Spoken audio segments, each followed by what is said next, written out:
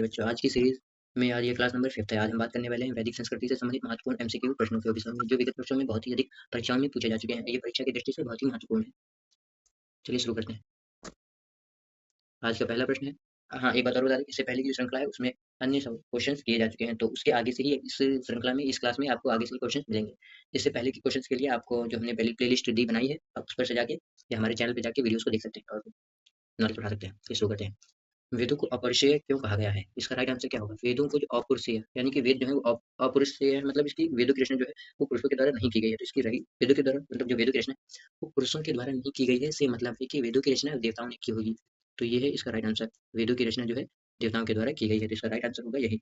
Next question है, वैशेषिक दर्शन के प्रतिपादक कौन है? जो वैशेषिक दर्शन है उसके प्रतिपादक कौन है? तो इसका राइट आंसर होगा वैशेषिक दर्शन के उलूक कणाद, ये वैशेषिक दर्शन के प्रतिपादक हैं। नेक्स्ट क्वेश्चन होगा, मीमांसा या पूर्व मीमांसा दर्शन के प्रतिपादक कौन है? मीमांसा या पूर्व मीमांसा दर्शन के प्रतिपादक जैमिनी है, इनको जैमिनी जी कहते हैं।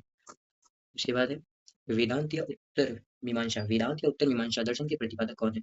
तो वेदांत या उत्तर मीमांसा दर्शन के प्रतिपादक जो है वो बद्रायण जी हैं, बद्रायण जी हैं। वेदांत और उत्तर मीमांसा के प्रतिपादक जो है वो बद्रायण जी हैं। इसके बाद है, ऋग्वेद का कौन सा मंडल पूर्णतः सोम को समर्पित है? जो ऋग्वेद का ऐसा कौन सा मंडल है जो पूर्णतः सोम को समर्पित है? तो इसका राइट आंसर होगा 9th मंडल, नवा मंडल। ऋग्वेद की जो देवता सोम है, ये देवता सोम की बात कर रहा है, उनको पूर्णतः समर्पित है। ठीक। इसका आज का नेक्स्ट क्वेश्चन होगा, प्रसिद्ध 10 राजाओं का युद्ध, जो प्रसिद्ध 10 राजाओं का युद्ध था, दशराज युद्ध, किस तट पर लड़ा गया, यानी किस नदी के किनारे लड़ा गया? तो इसका राइट आंसर होगा परसुनी नदी के किनारे पर लड़ा गया था, परसुनी नदी के किनारे पर लड़ा गया था। इसके बाद धर्मशास्त्रों में भू राजस्व की दर क्या है? जो धर्मशास्त्र में भू राजस्व की दर क्या है? तो इसका राइट आंसर होगा 1/6। 1/6 धर्म राजस्व में भू राजस्व की दर थी। धर्मशास्त्रों में भू राजस्व की जो दर है वह 1/6 है। ओके। फिर है, 300 ईसा पूर्व से 600 ईसा पूर्व का जो काल है वो किस युग से जुड़ा हुआ है? 300 ईसा पूर्व से 600 ईसा का जो काल है वो ब्राह्मण युग से जुड़ा हुआ है। 300 ईसा से 600 ईसा पूर्व का काल ब्राह्मण युग से जुड़ा हुआ माना जाता है। उसके बाद है, किस काल में अछूत की अवधारणा स्पष्ट रूप से उदित हुई है? किस काल में अछूत की जो अवधारणा है वो स्पष्ट रूप से उदित हुई है, यानी कि समाज के दर्शन में आई है, समाज की नजरों में आई है? तो इसका होगा धर्मशास्त्र के काल में। अब धर्मशास्त्र का काल कौन सा है? ये धर्मशास्त्र का काल वही है जो ब्राह्मण काल के बाद में आया था। ठीक है।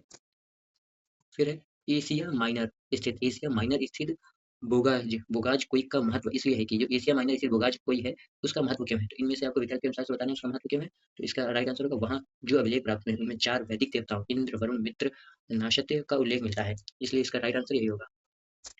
तो एशिया माइनर स्थित जो बोगाज कोई है वहाँ वो विशेष इसलिए है क्योंकि वहाँ पर जो है वो अपने भारत के 4 वैदिक देवताओं का उल्लेख मिलता है। ठीक। फिर है, गायत्री मंत्र, जो कि गायत्री मंत्र जो कि देवी सावित्री को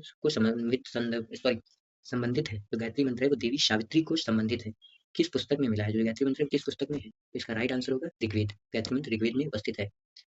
फिर है, न्याय दर्शन को प्रचारित किया था, न्याय दर्शन को किसने प्रचारित किया था? इसका राइट आंसर होगा गौतम ऋषि ने। गौतम ऋषि ने न्याय दर्शन को प्रचारित किया था। फिर है, प्राचीन भारत में निष्क से जाने जाते थे, मतलब कि जो प्राचीन भारत था उसमें निष्क किसे कहते थे? तो प्राचीन भारत में जो निष्क है वो स्वर्ण के आभूषणों को निष्क कहा जाता था। फिर है, योग दर्शन के प्रतिपादक हैं, योग दर्शन के जो प्रतिपादक हैं इसका तो बहुत ही सरल आंसर होगा पतंजलि। वर्तमान में तो राधा बाबा रामदेव जी पतंजलि का प्रचार करें, परंतु योग दर्शन के रियल प्रतिपादक पतंजलि थे। फिर आज का नेक्स्ट क्वेश्चन है, उपनिषद जो पुस्तकें हैं, उपनिषद पुस्तकें वो किस पर आधारित है? तो इसका राइट आंसर होगा दर्शन पर। जो उपनिषद की पुस्तकें वो दर्शनों पर आधारित है। ठीक। फिर आज का नेक्स्ट क्वेश्चन होगा, सूची 1 को सूची 2 से सुमेलित कीजिए। सूची जो 1 है इसमें उसको सूची 2 से सुमेलित करना है, यानी कि आपको बताना है कि जो ऋग्वेद है वो उसका मतलब इनमें से किससे संबंध है, यजुर्वेद का किससे, और सामवेद, अथर्ववेद, इसी प्रकार से आपको बताना है। तो इसका राइट आंसर होना चाहिए, इसका राइट आंसर होगा ये ऋग्वेद के अंतर्गत स्रोत एवं प्रथाएं का होता है। ऋग्वेद के अंतर्गत स्रोत है और प्रथाएं हैं, ऋग्वेद स्रोत और प्रथाएं हैं, ऋग्वेद के अंदर जो स्रोत और प्रथाएं हैं। उसके बाद यजुर्वेद के अंदर आपको मिलेंगी स्रोत और कर्मकांड, यजुर्वेद के अंदर स्रोत और कर्मकांड है। फिर आपको इसमें सामवेद के अंदर मिलेंगे संगीत में, क्योंकि सामवेद जो है वो संगीत का वेद है। अथर्ववेद के अंदर आपको तंत्र मंत्र एवं वशीकरण मिल जाएगा। तो इसका राइट आंसर होगा option A. Option A is right answer. ठीक। फिर आज का नेक्स्ट क्वेश्चन होगा, आरंभिक वैदिक साहित्य में सर्वाधिक वर्णित नदी कौन सी? जो आरंभिक वैदिक साहित्य है उसमें सर्वाधिक वर्णित नदी कौन सी? तो उसका राइट आंसर होगा सिंधु नदी। आज का नेक्स्ट क्वेश्चन होगा, उपनिषद काल के राजा अश्वपति शासक थे। जो उपनिषद काल है वो उनके जो राजा थे अश्वपति, वो कहाँ के शासक थे? काशी के थे, पांचाल के थे, केकय के थे या विदेह के थे? इसका राइट आंसर होगा केकय। केकय के वो राजा थे। केकय जो है वो देश में, केकय देश के अश्वपति राजा का नाम था।